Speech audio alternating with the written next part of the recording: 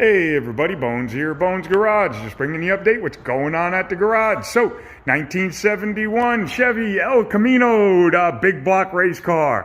I just wanted to bring you inside the car and show you the interior. And wow, what a difference. Look at this thing. We are still waiting on the door pull handle, one of these. We're waiting on one of those because it hasn't come yet. And that's about it. We got some valve covers we're waiting on and a few other little odds and ends. But look at how nice everything looks in there. The seats are all in. They both work. This one's a manual seat. That one's a power seat. And I hooked it up to power. It actually works nicely. All the turn signals, the lights, the brake lights, everything works. The gauges all work down there. We're gonna get his speedometer calibrated and get that to work because we just put in some new gears into the transmission. We put a new cable running from the tranny to the speedo up there. Yeah, this car is great. It starts right up. We still have some tuning to do to it, but man, it's come such a long way. And the owner stopped by today and we were talking a little bit about the car, and he's just amazed at the difference, like just looking under the hood, the difference between what it came in as and what it's going to be leaving as. And he also wanted me to know that he didn't do all that wiring that was in this car. The car, he owned it some 20 years ago, somewhere in there.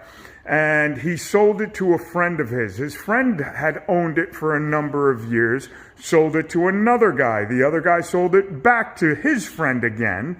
And all that time, everybody kept doing little things to it, not doing the right thing, blah, blah, blah. Well, the guy who owned it last, before him, wasn't using it anymore. So he called the owner, the new owner, the guy who owns it now, he called him up. He bought it back. It had no drivetrain in it, so he put a new motor and a new transmission into this thing and then just ran it with the wiring that was in it.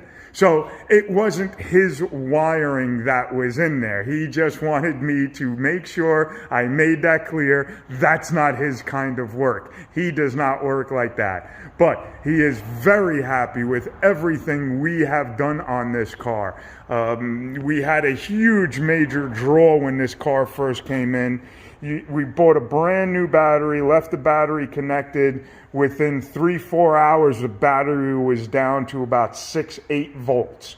So Friday, we actually went ahead and measured what the battery was, and it was at 12.2 after a few days of sitting. We put the cable onto it and left it over the weekend. This morning we came in, it was still at 12.2 volts. So I was really happy to see that. We got rid of the draw. There's no more draw on this thing. It doesn't kill the battery anymore. So the battery will last when he parks it. But I still always recommend just taking the terminals off and letting the negative sit off of the car. So this way it just doesn't drain the battery.